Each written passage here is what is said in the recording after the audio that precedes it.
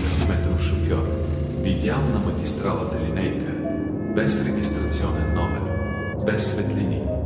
Вратите се отворили сами, а вътре някой лежал със същото лице като неговото. После чул собствения си глас, шептящ: ти си наред. След дни намерили таксито му празно, двигателят още топъл.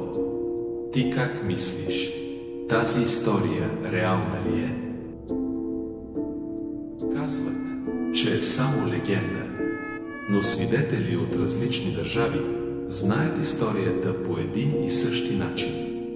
И никой не е оцелял, за да проследи линейката. В Чехословакия, Полша, Румъния и България казват, че отвлича самотни минувачи за органи и се появява пред домовете посред нощ. При нас историята се препокрива с единствената разлика, че линейката е бяла.